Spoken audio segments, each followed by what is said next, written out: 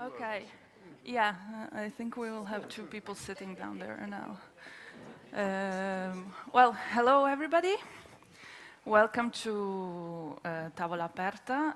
This is one of the special projects that Christine Massel wanted for this 57th International Art Exhibition called Viva Arte Viva.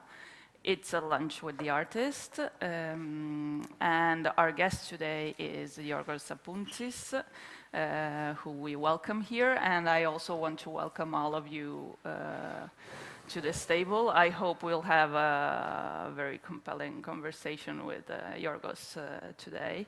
Yorgos is exhibiting in the Arsenale in the Pavilion of the Common with a work called Sculptures Cannot Eat.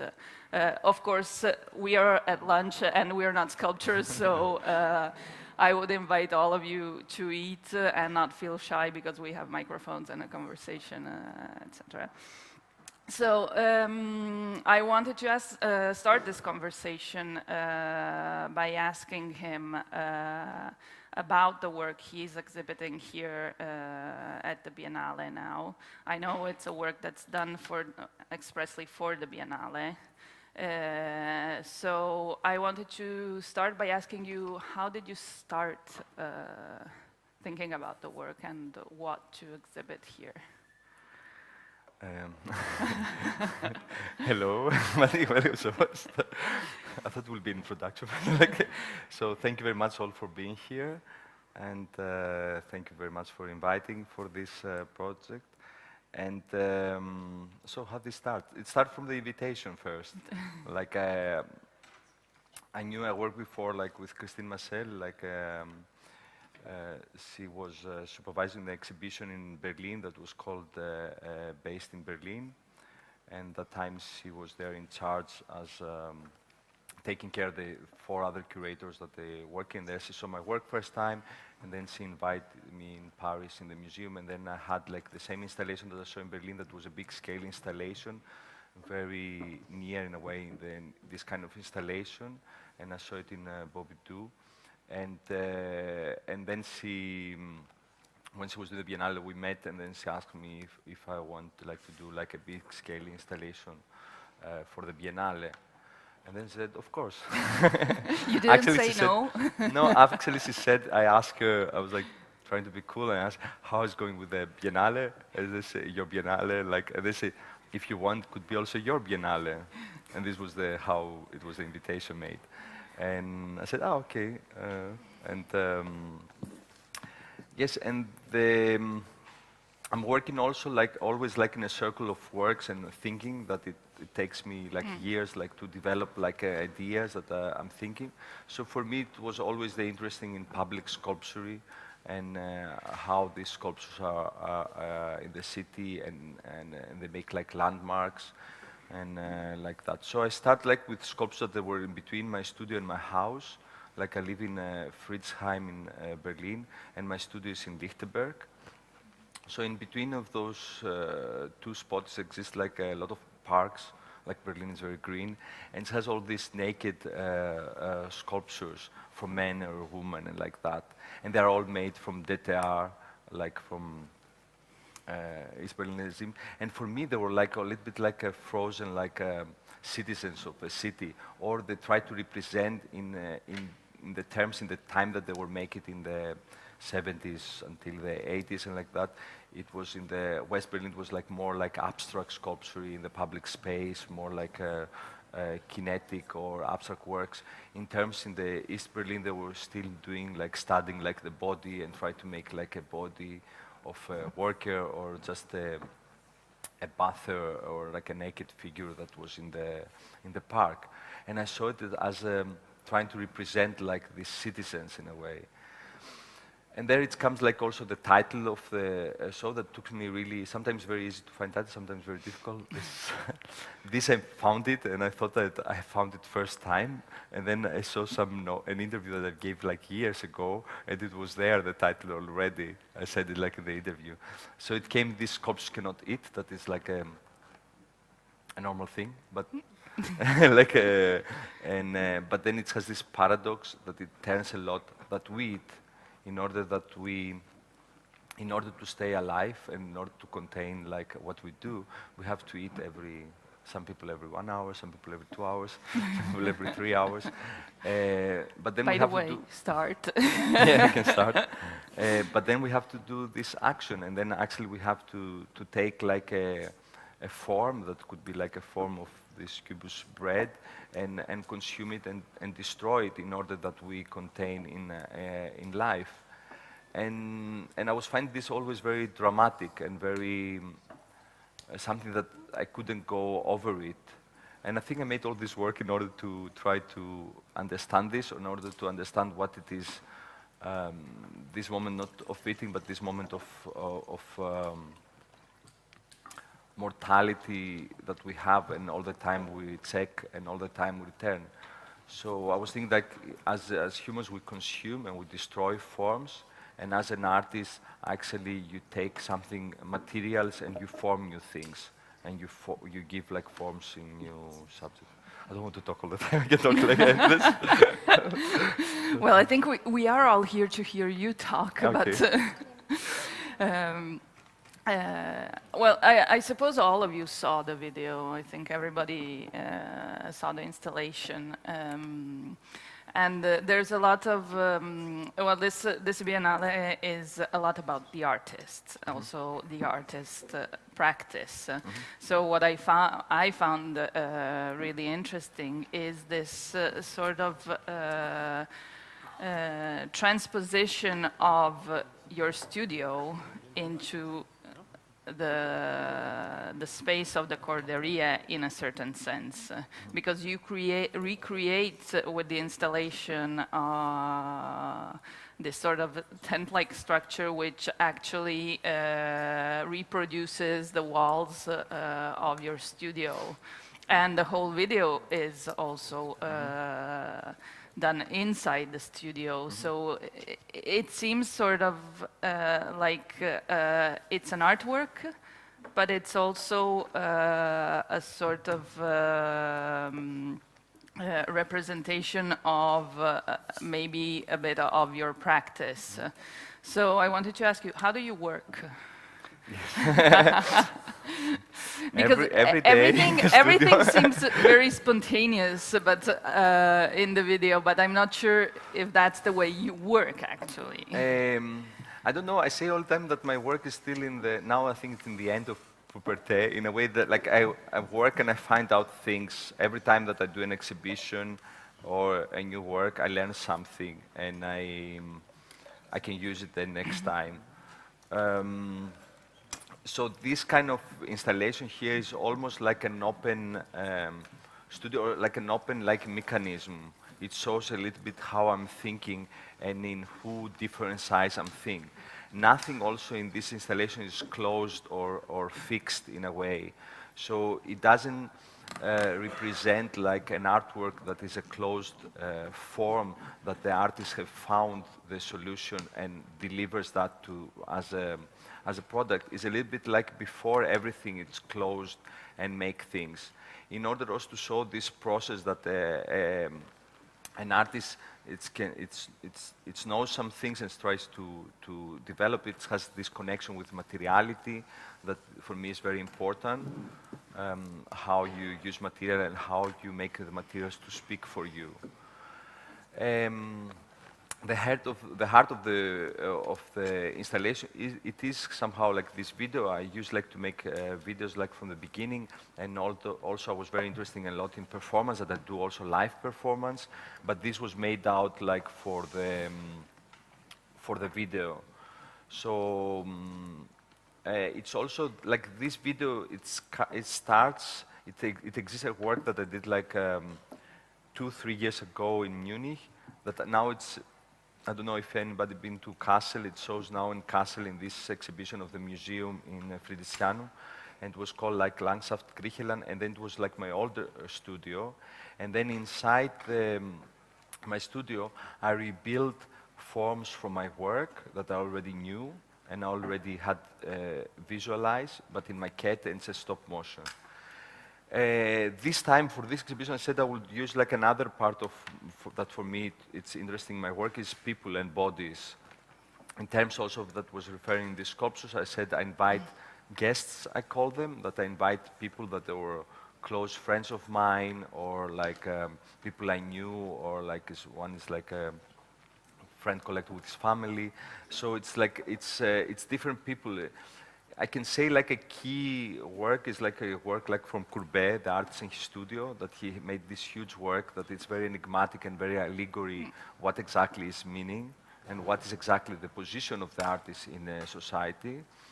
And I invite them, and then together we make like these scenes that I have prepared somehow, and somehow it's like also improvised, that they don't have to do, each scene doesn't follow up the other scene, but it's like fragments, and it's finishing with the last fragment that is actually the sculptures in the parks. And I use like somehow like these people as material in order like to try to find like a connection with them. So it's like with them it's easy. It's things that I ask them, like for example, to do a movement, like a pose, and they took a pose, and then the other people copy this pose. So for me, it's very interesting, like to find like materials and connections in order to create like a new language in society, or how you can find like satisfaction and happiness through a system. And like the first scene starts like with eating together, and then from the eating it goes to dancing, because I try always to find in the work a little bit like the connection, how, for example, theater start, or how performance start. Somebody stand and tell a joke and everybody laugh, and the next day he try to say it better, or somebody dance. Like, where is the satisfaction of me doing that, or the satisfaction of the others that they give it back to me and I redo it? So these terms was like me struggling a lot, like to try to find out. Like. Are there any questions? Anybody wants to add something? Yes. Please. Is it on? Yeah. It's on, okay.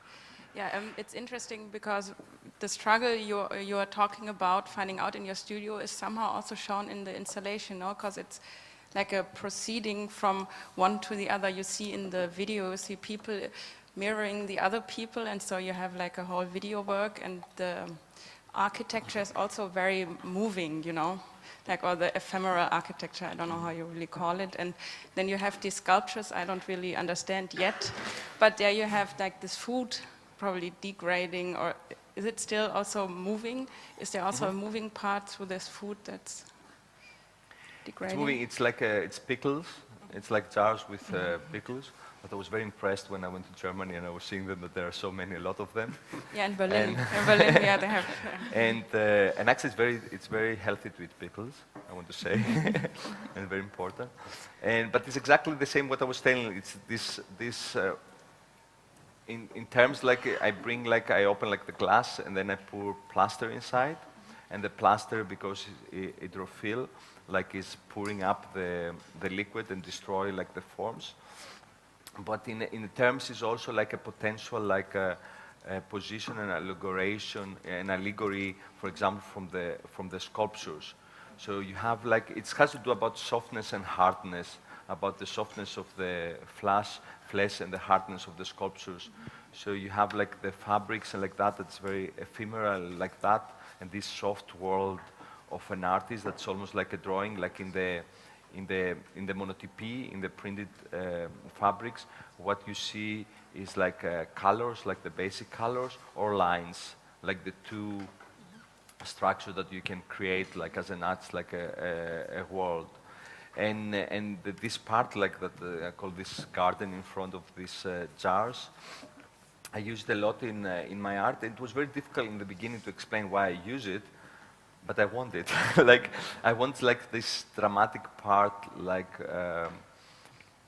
of representing like this status that doesn't exist, but representing also this, what I tell before, what I find very dramatic, this necessity as a body to eat and consume and to destroy. We destroy every day. We destroy a strawberry, we destroy like a ham, like we destroy like things in order to stay alive. And this was I don't get it like anthropologically or something like that. It was for me always like a big dramatic moment, and I think like it's a reason also thinking that as a dramatic, scary moment. It's one of the reasons that I make art. I feel like responsible for that, and I try like to pour out like forms and make the opposite like reaction in a way.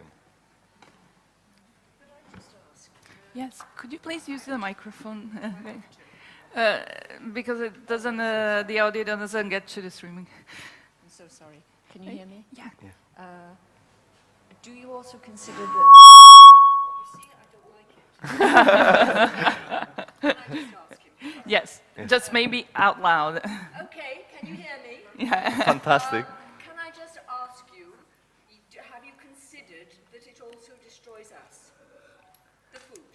The food destroy us. Yeah, of course, but this is also like the hidden, it's very hidden. I don't want to say it all the time, but it has to do with mortality. It has to do that we destroy it. It has to do that actually art shows us like a picture that it stops the time and it stops like this normal like thing. I think like art and making art is it's a normal reaction. It's a human-like activity, art, in terms of acknowledging this thing that we get destroyed. We get older, we get destroyed, nothing stops.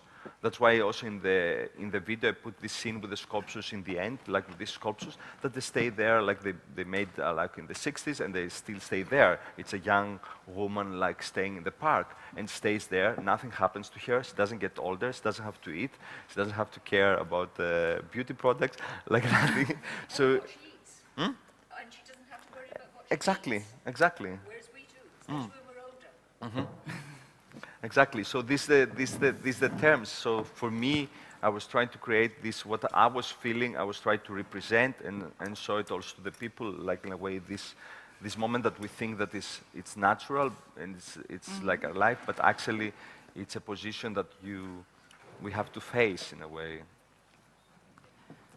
Thank you for the question. There's also this sort of juxtaposition of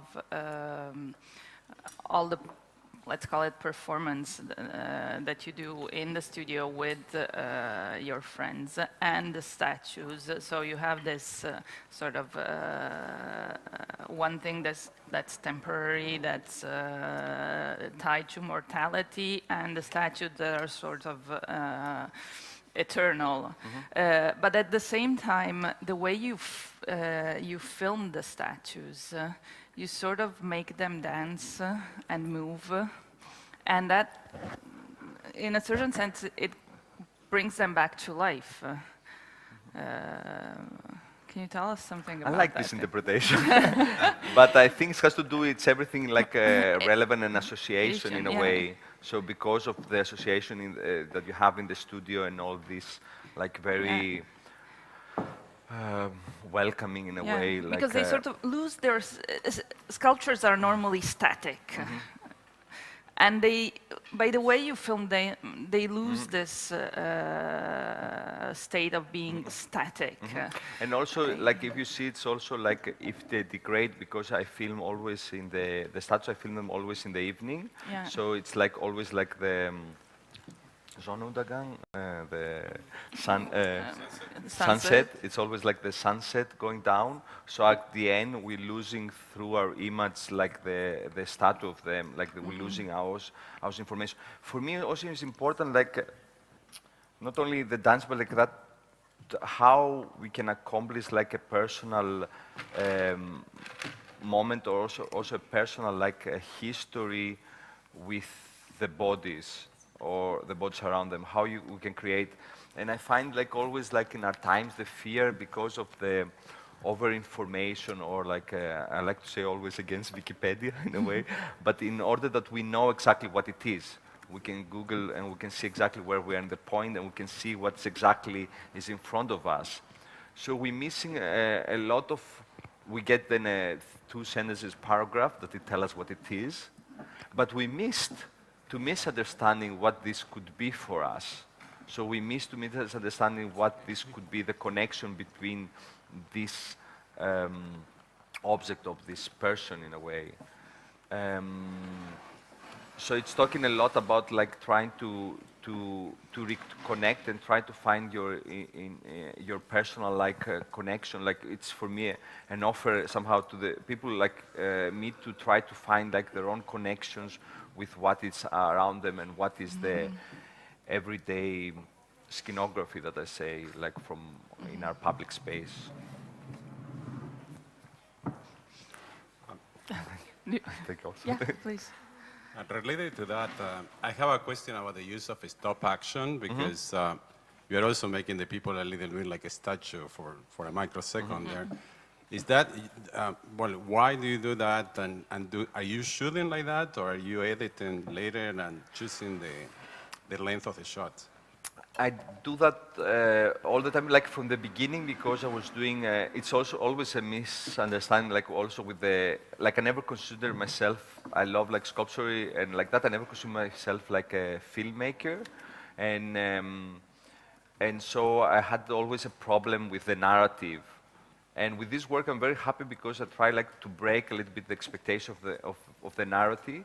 And I do it a lot because also with the music, it doesn't have normal sound. You don't hear the sound. You hear music that is from a great composer that I work almost 12 years, Øyvind Tøyvind from Norway. And I want to take out like sing as a young artist, like sing like a lot of the performance, like art from the 60s, like that. It was always like in a white room with the body. It was always like a documentation of performance. And I never want to do a documentation of performance, and never I want to do like a film. So I was trying to find like either ways to use this material, but to try to break it and make it again like to get the ideas out of them, but without obeying in the system of a narrative. For example, a big problem that I have always is like whenever you see something from the beginning, you say, here's the beginning, he's doing that, and then it's ending like that. You have like the result or the thing. This is how we use, like it's not only the cinema, but it's like reading a story we use. So I try like to break that all the time and try to find, like for example here in the fragment selves, when a scene starts, like after 1 second, you see the end of the scene. Like for example, when they putting flowers on me and cables, you see how I will be in the end, and then you can see the process. So it's always like a back and forth time, in order also to try, like what for me it's like very important, like thinking, I say all the words T.S. Eliot because it's a poet that I really like, but he said all the time that the present is a reconstruction of the future and the past at the same time. So at the same time you're doing things, you reconstruct your past. Is that the childhood? Is that what you learn? Is that what you learn and you try not to learn? It's what you pick from your past and the future, and constructing the future at the same time. So this idea and this theory got me like in this mixing and cutting and like that. Although the film has like 2 moments that I kept. It's the girl, Emma, that she dances in the window, and in the end you see one time her natural move, and then in the end, before the statues come, like the 2 people, that little girl and a guy that they're dancing on they make the movements on the table, and then in the end you see one time the normal, how fast goes the film, like but what I do, I drop frames usually, like I drop frames and I use this flash effect, yeah, for the stop motion. Anybody? Yeah, please. Here. Yeah. Well, for me, both of it, like foods and sculptures, are both in some way a celebration of life. Sculptures in the past often were a symbol of form or human form itself. And food, like for example this feast meal, for humans is it often a symbol of life and a celebration of going forward. Now, on the other hand, you have sculptures who kind of want to be eternal, or they always try to have some, to last through time. And food, on the other hand, is very temporal. If you let it sit here on a table, for example, it will rot in a few days. And so how does that dialectical process between temporality on the one hand in the foods and then the eternal aspects of sculpture play in your artwork? I do pieces like that. like I mean, like exactly what you say is it's a problematic also like for me, and this is, I said, this is a motivation to do works like that, like what you said, exactly this, like these two like opposite things. It's things that they are wondering a lot, and I'm thinking a lot of them, and I try like all the time, like this time is this work, another time it could be like if I get older and I know more things, it could be like another position on top of this thing. But this is the thing of wondering and have like this. Yeah, I cannot answer because exactly I answer like try to find an answer is to make a work, like, or try to find, not try to find an answer, but try to put the things, the elements that you said on the table and try to find it out. What I can say is like for what you say for common celebration like that, that's why I find a very important scene, like that it starts like the video, like eating like on the floor in the studio, like trying to find out exactly that, what is the common like moments and what you can go through them, how you can create like through them, because eating together it's also like a festival, or like in again like trying like to find theater, like come also from Greece, like the beginning like of the theater is like drinking wine and eating and celebrate together, that it brought together like the somehow like the beginning, how the theater start, or how this performing start. Could I just pick up on what the Yeah. young man has said, which I Yes. think is very interesting in relation to what you're trying to do and what artists have done by trying to break out of a square in the beginning. So you're trying to break out of the square. And what this young man is saying about the temporal nature of life is a matter of pace, actually, because the sculpture will die eventually. So the fruit will die very soon, but the sculpture will die eventually. So it is actually just time you're talking about in some way. Perhaps. Only you know what you're talking about, but I feel that this young man has raised that issue with you. The time, as I said before, is important because the time is exactly the actually like the time of getting bad an apple or something like that is a certain time. But this is what I was saying also before, like about the forth and the back of the timing. This eventually the sculpture will die. I don't understand. Like you mean like my sculpture or the sculpture in general, or Well, good point. Good point. Maybe sculpture will die. Maybe we've had too much sculpture. However, I don't think so, because from ancient times we've had sculpture, of course. But, you know, even this wonderful building we're in now will die eventually because of erosion. We saw some erosion work in the big galleries with the water dropping down and the erosion, which was very beautiful. So even your video will deteriorate. Of course it will, because as we know, we can't keep everything forever. So everything eventually dies. It's just a matter of time, how quick it dies. But to put a question like in the table myself, like in a way, it has to do also with like I grew up like in an amazing space that's called Europe. That is all these years that I live. It's a peaceful place, and then we can see that each city, for example, I'm living in Berlin, and each city invests a lot how to prevent and keep some part of its history. In Berlin, we have the phenomenon that to rebuild buildings from the past out of nothing, and they create like always like here in Venice, for example, they try very hard to preserve everything, to present everything. But imagine how it will be to be a modern citizen. You live like in Venice, and every time you have to have this as a state design behind you, and how this affects you. And before I said this with a piece like that, because as you said, like a war, you didn't say it, but like a war or something, or it can destroy everything and can rebuild everything.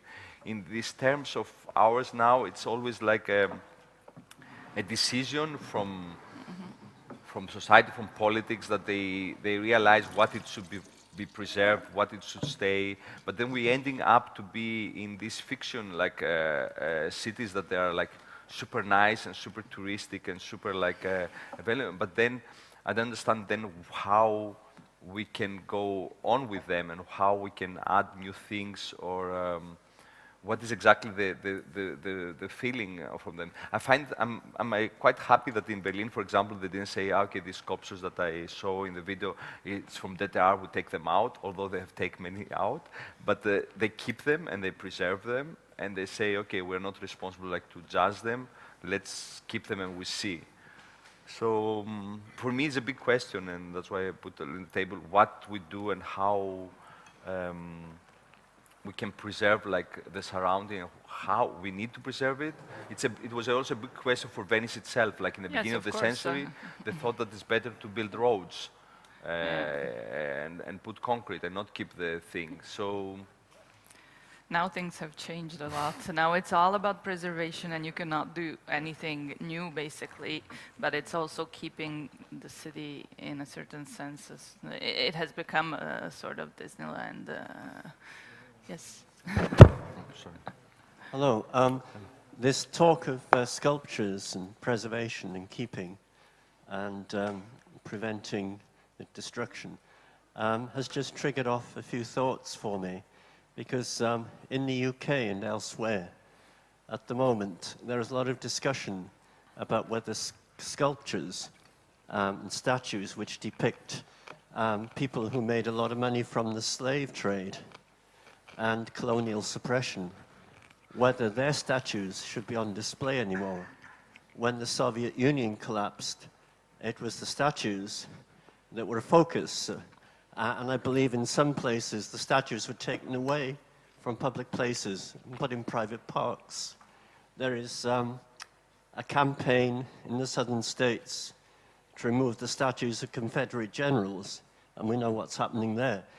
Only this morning I read about one statue of Robert E. Lee that has been taken away, and there's now discussion about what to do with it. Where is it going to be put? In a park somewhere out of the way, in a museum. Do you have any thoughts about these issues? Yes. No, but it's a big thing.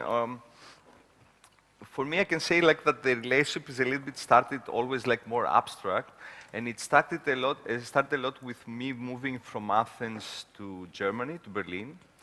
So in Berlin, I had like from history like that a personal connection with its monument like that. Going in Berlin and then seeing like the statue, the big statue of Bismarck, for me it was nothing. It was like, who is Bismarck? Like I knew a little bit like from the history, but I didn't have like any. So I could be like a little bit more playful with it. In terms also for me, I see the statues like not as. This historical meaning like that, but as a forms or as a living forms. So in the terms, as you said before, like bringing them in life, it's a very, like I feel like that the power of the artist is like that it can go with the things and trigger them not in the last point of society and politics and like that, but it can go much before this, when the things was born or when the things were put in categories. So an artist has the power to go before the categorization of the things, that it says this is a fruit or this a bottle of water, and says no, this is a living person, and this is this what I see in front of me is not a woman, it's a statue. So it can make this, how call that, like, take these positions and start from there and making art. So I find this more important power as a power of trying to negotiate with politics, because then you're ending up in common things or making commentary about our works or about politics or about media in a way.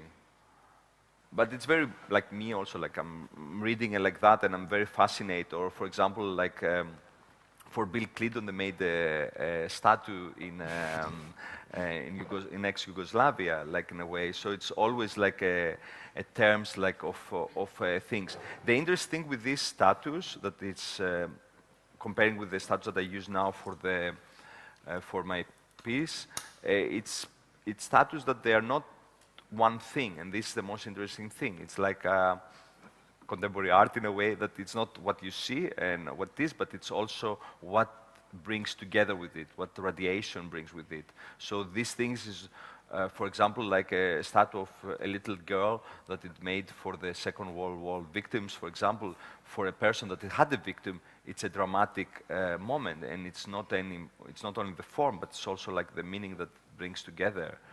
And that's why you have all the time the anger. Here in Italy, for example, you have a lot of examples from a fascist period, like monuments. And there is a lot of discussion about some of the statues, keep them or to take not them keep out. them. And before also, because these themes was always locals, and sometimes the locals didn't care for that, or they care, but they used to it. But now with all this information, like connection and photographs and like this, it becomes subjects more to talk about in a way. You also did a work, I think, in Bregenz that was related to a statue of an Austrian figure. I don't remember the name now, that was displaced from one place to the other.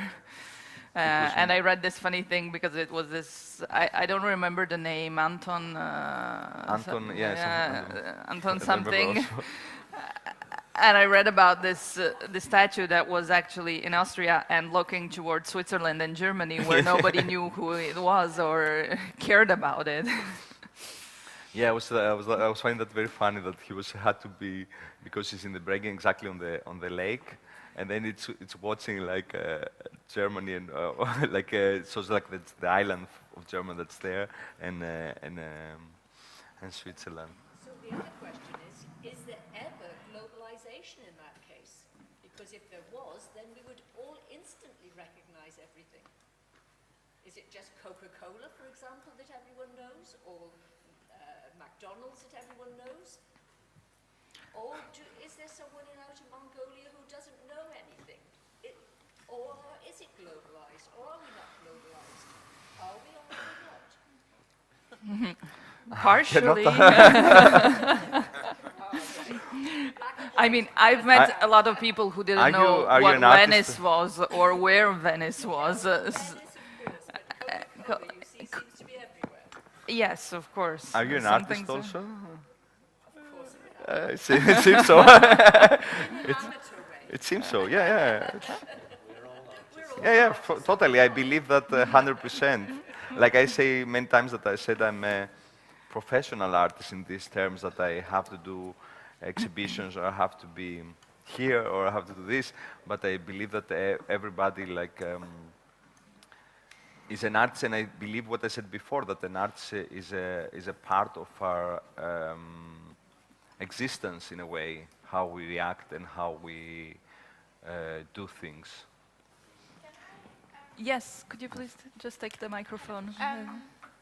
With your artwork right now, are you happy with what you produced? Are you happy about the outcome of it? And as well, like you said, with the video, you wanted it to be, you're not a director, but you're also not you wanted to do something in between. Do you think that worked in your art? And would you continue using that style of stop motion? I spoke in general for the film that I was happy, but I was happy also with stop motion, but I used it many times. Happy is a very strange thing to say. Yes, I'm happy in very terms. What I say that I learn a lot of things. I'm happy taking part in the Biennale. Very happy, and I feel like being even because you have I get invited like that, and being here, for example, for 15 days to install and make the work, is something that it stays as a jewelry in my life, I would say. And so it's terms, it's very interesting to be in a city. I studied also a lot of art history before, so for me, I've been many times in Venice before, but it's funny to be here and working, and be every day waking up. I was living here near Arsenal, going, taking espresso, and coming here. So the whole experience is a very satisfying, like keeping in your life and as an experience. Like I say all the time, like whenever I do this, I say it all the time, like it's like a jewelry, it stays in my life. Like it's like a beautiful pin and like that. For the work itself, like I'm working a lot, and every time I am happy when I achieve to reflect in my eyes and see things that I never saw before. I construct also the work, that's very important for me, in terms that I don't know exactly the result. And this is very important for me. Like, I prepare all the elements, it's like cooking a little bit. I prepare all the elements and I have them there, and then I came here and I cook them. This was also trouble, like, with the organization like that, because they were asking how it's going to look like, give us a model. And I said, I'm not giving a model. Then I will say I will be a slave to execute the result. I want, like, to be, and I was here and I put the elements. I had also very nice help from the architect of the show that they asked her, it's nice, and some, yeah, it's nice. And so it's a thing that it built up also, it made so that I have fun during doing it. And not only have fun, I get surprised. When I did the video, for example, I was shocked a little bit, but not surprised, but I got like, I was moved. I find every time, for me, it's a work important, and give me, when this, during I'm doing it, I get this surprise, satisfaction, and I felt like I did one step more in many terms, in my past, in my future, like in my how call that, my English, perspective of life, like how you see things together. And also it's like, I say sometimes it's like, it's every work and every, this kind of work, it's like meeting a friend. You discuss, like you develop like a relationship, and then if it works, you go the next time. Like you're going to meet the next time in another, in another exhibition. Like it's an ongoing process. That's why I said before that my work is in a puberté, like in thing, because I find like that I'm very immature in many parts, and I try always to find new elements that they could work like for my vocabulary, and also like the most hardest thing is like this, I don't want to use the word, like this materiality, the materials, everything, it takes so much time to develop it and make them to speak for what you want, make them to struggle them to speak. It takes really, really long time. Some people ask me, wow, you use these tubes always the same, like this. And I say, yeah, but it takes so much time to achieve. Or people see the work and they see the same, but I can see like the development, and every time, like in my work, I add like a new element slowly. I try out things that I try out in the studio, and the last moment I take it out, it says, no, ready for that, no, ready for that. It's so slow because the brain can dream and can build up structures and ideas and works very fast and destroy them and build again new things. But then when you put the ideas and you go and connect it with something that is the material world, then it's super difficult, this struggle. And but I'm happy I do it, and I feel happy to have the opportunities like to do it like here. You've been telling us about the preservation of the past of the statues, but you also told us that art is the in between the future and the past. Could you share with us how you relate to the future?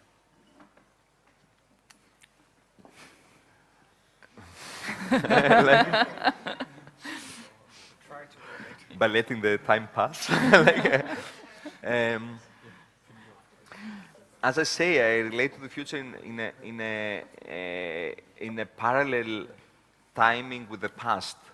So I believe that the now is a construction and construction of the past and the future at the same time. So in this relation, what I said exactly before, feeling that the work is a laboratory of ideas and meanings, I achieved that I will live longer and I could find out more things that it could make me make my work speak better. I can see that in reflection also with the people from having the experience now doing this work like for some years. I can see like from the audience and from the reflection when the people tell me things, I say, they saw this time this before they couldn't see it. So then it kept me. That's why I say the past is always like a guide to the future. It shows me that if I continue and trying to struggle, I could find like more things. But as I say, like I really don't let inside of my artist praxis, the future is it's forced for me from my method to bring me gifts in a way. That's why I said about the surprise. I construct somehow the things and I prepare everything in order to give me fruits in a way. There's a question And next here to you. the German, they are not so asking so much. Like, I have like no support for me. You kind of talk. This is about articulation. Can you just keep the microphone a bit higher? Thank you. So about articulation. I honestly feel I've learned a lot from you during this lunch. And I thought, how hard is it for an artist to articulate in words rather than through their medium? It's a tremendous thing you've done for us. I don't know whether every artist gets this opportunity at the Biennale, I don't know. But you've been an education, thank you. Thank you too. Thank you too. It's not, I didn't have it always. Actually, I could talk always very much. But this is but especially like to talk like this, it was very difficult for me. But I learned it. Like somehow, I learned it, and also this is what I say. Like the work teaches me, and I learn more of it, and this is what I share now. So it's what I was saying also when I said that I was using these pickles, and they asked me why you use them, and I couldn't answer it. And then through the time, you find answer, it comes through, you can have it in words, because you have it as an artist, you do it with the materials, and with the work, and then the work comes. I prefer like that, to work with the work, and then the words comes after, in terms of trying to construct like a theory and try to obey it in order to work after it. Okay, here comes the German side. There's a somewhat different question from my side. Is there any artist from the past or the present you admire? From the past, of course, like a lot. Like as an artist, like first of all, I'm like you, like I'm an art lover. Like I use like from like my first education, my first love, like I come like from a family, like my father was an electrician, didn't have so much art in the things, but then we had this encyclopedia in the house, and we had like the encyclopedia. So I remember like as a child getting the encyclopedia, and then it was like, because I was super young, they were really afraid, said, don't, you're going to destroy it, and seeing like the first like art pieces like inside an encyclopedia, and I was really admiring it. But an artist, like in these terms that we're talking, that I really admire, and it's a very pity that he left, is Franz West. That's also part of the show. True. Yes. That I admire a lot because he, and I see it as also as a Vorbild, as a English, as an image, like to see. He took so long, like he did, in order to make a bronze sculpture and a closed form that we see now sometimes in a museum outside. It took so much of his life doing all these sculptures that with the plaster like this. So he didn't rush to close the form like that. He did it, and then when he closed it, it was including inside all this trip, all this like a journey until he went to these closed forms. So that's why it's like for me like a very interesting artist to look at, and I'm very happy that they're showing this, and also this image like him on the couch sleeping. Yes, you can see him in the central pavilion at the Giardini, for those of you who haven't been there already. And see, that is amazing, because I believe like also as an artist, comparing like to the society and the productive and like that, a big productive moment that I say also to some of my students from Hamburg that they're here, I say a big important part of the project is like laying down in the couch like, and sleeping, and or like trying to get to it. Okay, so I want to connect. Oh, okay, please. Here comes the other side, the other German side. I have a question to your exhibition here. You are using the material aluminum, and my question is why, or how did you come up to use this material? And I also observed that you wrapped some aluminum sticks with aluminum foil. Why did you do that? And did you do it on purpose, I guess? And why did you do that? I love specific questions. So the aluminum, it didn't came the aluminum, it came the tubes. Using these tubes. These tubes came to me from the experience, actually, my father was, these tubes, actually it's these electric tubes that they used to put cables inside. Not the aluminum, but the plastic ones, because what is wrapped with aluminum is not aluminum, it's plastic. It's plastic tubes. And so these tubes, it was like my father was an electrician, and he used to take me like to things. So I used to have this working with these tubes because he was taking me to work, and I was working with him as an electrician. So then, when I was a young artist, I was trying to find what material to use or how to do. I used these sticks first time because I could do drawing somehow in the space. So actually, the tubes was translations of lines in my drawings. So I had the lines, so then in the space it was these tubes, and sometimes the kids, like, they make the coloring, they make a shape and the coloring, so this was the fabric, like in the terms. So it's, then you can understand that's like from the lines comes this drawing in the space. And then I want to use like something harder, and then I used like aluminum tubes, especially because aluminum is a new metal, and it's not related somehow with the sculpture. It's a metal that came after electricity, and the use of electricity, you can produce aluminum. So this was in terms. And here it's exactly, again, the system of producing the work. The one panel that is it's a copy of the studio wall is made of aluminum tube connected with rebinds. And then I clapped that together and I brought it here. And then here I had brought tubes that they make a copy of a copy that is the structure, the big structure with aluminum tape actually is the strong structure. And then on top it's added the aluminum part that is holding, one hold the other in the terms. So this is the idea, and it's because in terms inside the work, I want to play all the time with this idea of fragility, or what is hard and what is soft in a way. And that's why I had like the normal material, and it's not a fake because the aluminum tape has also aluminum inside, and the plastic, so it has always, I try like to find the process like to lead the people in this softness in a way, like from this hardness to this softness of the material. Okay, we have a lot of questions to go on here, and then.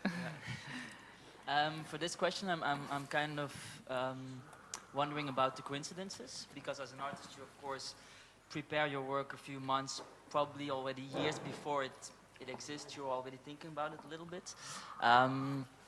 But then a few weeks you install your piece, and then a few days before the opening you can start seeing how your work resonates with the other artworks. And for example, if we look to the work next to yours, I forgot the name of the artist, but with the Beaming strings. Way? Yeah, exactly. So it kind of comes from the World Trade Center. It collapses, and then he thought of rebuilding those connections through the strings, through the clothing, etc. And so the World Trade Center is, of course, a very monumental work. It's a building, it's one of the most monumental buildings we had, and it got destroyed. And then connecting that to your work, that is also a little bit about eternity, temporality, monumentality of sculpture. How is that resonation taking place for you as an artist yourself? You understand what I understood? Yeah. I understood, but I very, very admire your way of connecting things. And no, but I cannot, because this, what you did, exactly what you said and you did now, is exactly the, congratulations on that, because exactly like the ability like of seeing an exhibition and getting like things and connecting and getting like going like further up as an audience. So for example, I do that myself, but I wouldn't say like, but it's like the dialogue, for example, first of all, when I saw the work, then they were building it up still, like it took like forever to make this, take these strings from the wall. And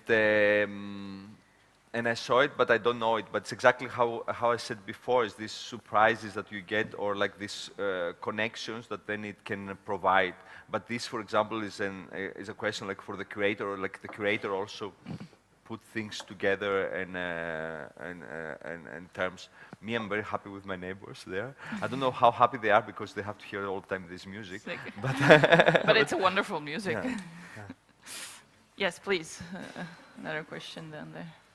Thank you. Just going back to being articulate about your art, can I say on behalf of the English contingent here that you are more articulate about your art speaking English than we could be, and we were born in England, so... Oh, thank you. Yeah.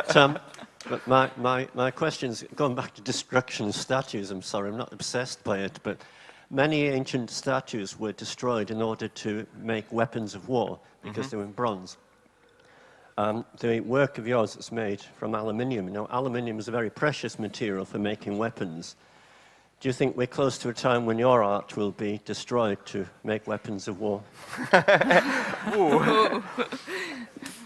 I can say like one thing, like I did like an exhibition, a Biennale in Thessaloniki, and it was in an area, it was in an old mosque, and there they were living a lot of people that they're collecting materials. So when I was doing the work and I was putting up the work, they were coming and they were seeing another value, and they were like, try to weight it up to see how heavy it is.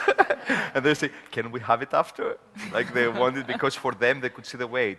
But this the value. Like another terms like to put, okay, like I'm coming like, maybe the connection comes like because I'm coming from Greece, from Athens, and like that. And I study also, before I study art, I was struggling a lot if I can be an artist. So I thought better to study something near to art. So I studied like conservation of art.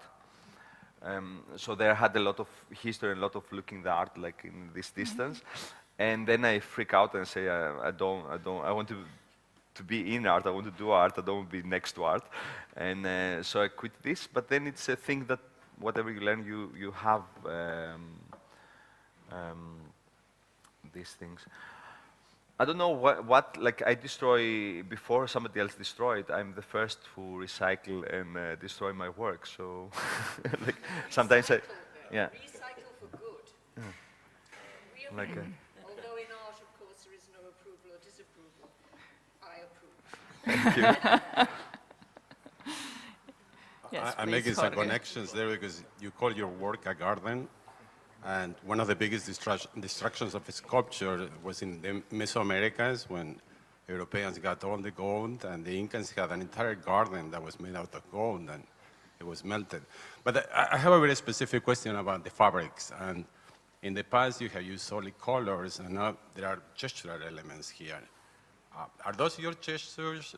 Are you capturing something in your world, like Berlin, graffiti, or what's the reference there? And are those your gestures too? Exactly. This is also another, how I say that, like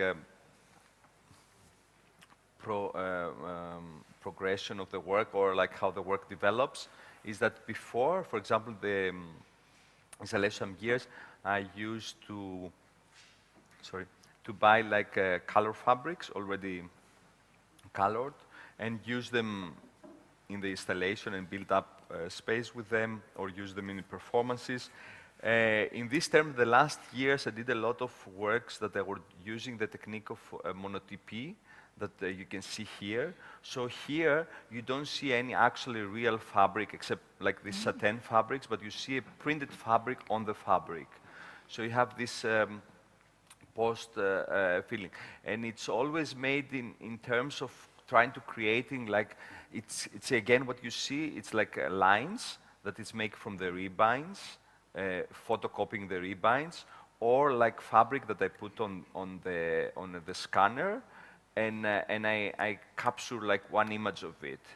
And then I print it in the printer in a plastic, I say all my secrets now, on a plastic, it will be on the plastic, but in terms that the ink cannot go out. And then I could proceed it, like sometimes I paint it or something, and then I print it on the fabric. And I can do it once in one time. So in terms, if you see, you can see all the time like the stamps, how many times I have done it, like in each one. And theirs is a little bit like a potential, like also from the colors, I'm using this. You want to use colors, and I say, what colors? And I say, okay, I'm going to use the basic colors, like these 4 colors that Google use, the children games use, like yellow, green, blue, and red. And I use this as a beginning of trying to understand and create forms. So sometimes you see like a figure, sometimes you see like a color field, and this was this internal, like, I try like to create like this machine of creating, beginning of creating like a language. And this exactly the same happens like with the bodies in the film. So it's always like a very, I don't want to say childhood, but trying to create like a connection, or try to create like, or try to invest of bringing like new forms and new connection in the things. And the size is, so if you see, like I try to use also, it's a studio wall again, but the size is always like a fragment, almost like a mirror, like it's always very human, the reflection. Yes, we have a question down there. Yorgos, I also have seen your recent installation in Hanover, in another exhibition where you also deal with a public collection, but a public collection of a museum. And there, the portraits and the figures were much more present in the installation than in this one, which where I discovered some hands and different elements of the body, so much more fragmented. And I couldn't make the relation actually to the sculpture in all the cases which we have seen in the video. So my interest was, so the installation also becomes kind of a puzzle. So where you try to relate to the installation or the figures you have seen in the film. So my question is, what your interest was in the elements you picked and which are not photocopied or just material. Yes, each panel has like, in order like has this abstract world, what I described with the lines like that, and then each panel has almost 2 portraits of, personal portraits of these statues in the public space. So it's almost what you see in the film, it's some of them like that. But I had, for me it was very difficult and triggering in this installation because you say puzzle, I say all the time like it's like a machine that has different like elements, like the this panel is the video, the sculptures, the aluminum sculptures that they are standing there with the needles, the way that so everything is fixed with needles, like the thing. So for me, it was like exactly like that, how much to put. And then in terms of that was in the video, I prefer like not to put it so much like on the fabric, but you can see them like some like of these statues. In terms in the in the work in Hannover, the Nach des Erbe, Naked Heritage, wir brauchen euch alle, we need you all. It was like the Naked Heritage, and it was exactly, I pick only naked sculptures that was in the collection from the beginning of the century until the 80s, like end of the 80s. And there, because I had in front of me like the sculptures, I try like to not disturb them, but to make my own interpretation from the way how you look at it, how I look at it. So then it was like I made a photo shooting. Also, it was like the production was different because there I made like a 3 days photo shooting or 2 days photo shooting of them in a white paper. So I had all these big quality archives that then I reconstruct them like that. But it was very funny because this from this year, like from the beginning of the year, I was working this shows parallel, and this, for example, this is it was always showing like this, what I was saying, this super complicated like structure of thinking in a way. In terms of the Hannover piece, it was like from the beginning very, very direct and very like it was like more rock, like more like it was like more. I knew that was like it will end like in one image. Although there is like also a stage that you cannot see it because it's very big, so you cannot see it from far away. You have to walk, and all the time you find out new things. So even if it is an installation, it has these movements all the time that together with the printed piece. Like the people that don't know this piece very much, so I like. But it's a piece that I did like in an exhibition. It's called like Made in Germany, and then I used like the museum of the Sprengel Museum. I asked like, and I went in all the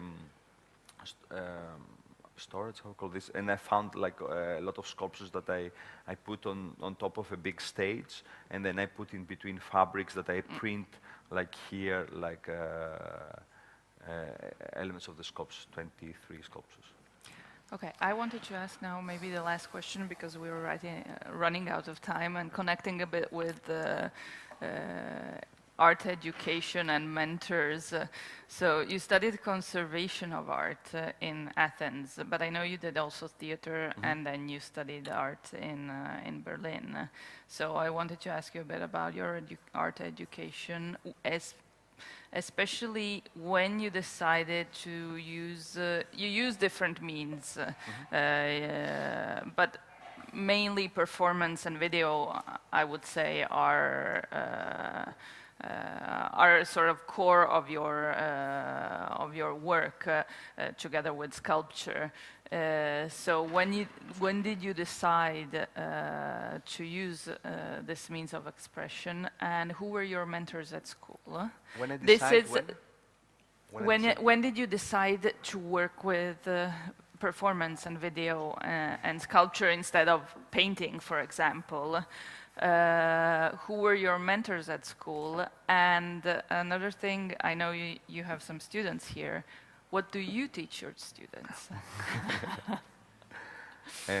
First of all, I haven't decided many things because I do a lot. Like, I haven't taken a decision of being in one way.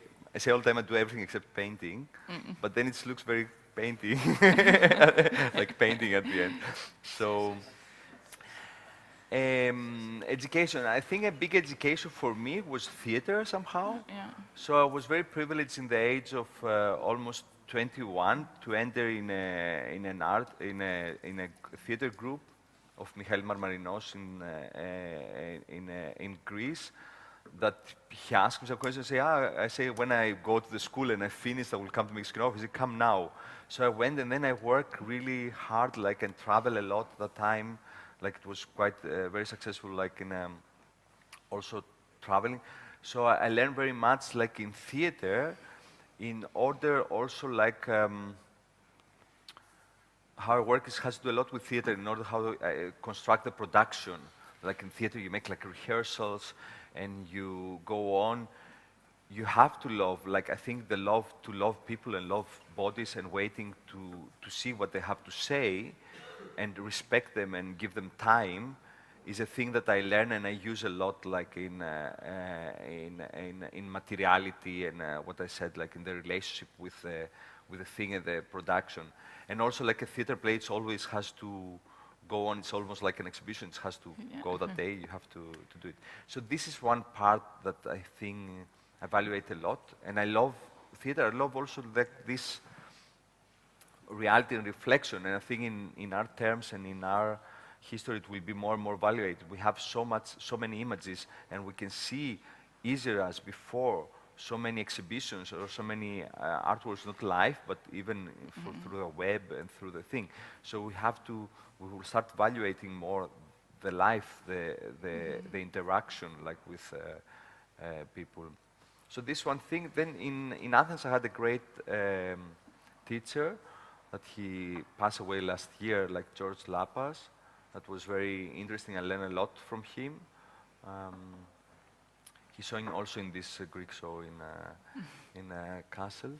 And then when I went to Berlin, I went for 6 months with the Erasmus program, and then I had Professor Rebecca Horn.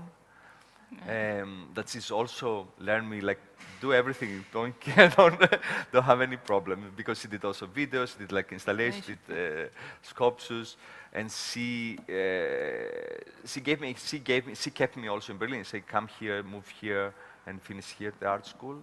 And this is what I did, and I never regret it. And so I'm very happy and very privileged, like to and have what all do you this, teach your students? What I teach my students? What I learn. Or you learn. No, yes. I teach exactly what I said. I teach them that I teach them that the struggle never stop, and I teach them how to learn what I said before, to have satisfaction through the struggling with the work, and that they shouldn't think that this struggle will finish when they finish the school, and then everything will be honey and milk and honey, but then it will keep them it on will all become the time. harder. and that each one of them has to learn the way to produce work. For example, you learn from yourself how you do it somehow. That sometimes is like crazy how you do it, and crazy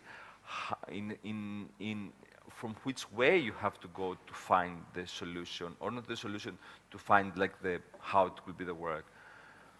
For example, me, it's super hard. I have to get super tired that my brain stops to work, so then I can decide, and it has to do through tiredness in the studio or something. But each one had its own way somehow. So this is very important, to find your way, and how to find a way to don't think that is your work and your life, but how to accomplish the both together and get satisfaction from the work while you're doing it. And then this is what you're going to do all your life in a way, so you have to find a way how to connect with it. Okay, so we ran out of time. And I have to end this wonderful Tavola Aperta with Yorgos, unfortunately, but I think all of you want to go back to the exhibition also. So first of all, I want to thank you for being here with us today and for sharing so many things, and also all our guests for participating in such a wonderful way with beautiful comments and questions. And just enjoy the rest of the day. Thank you, everybody. Thank you.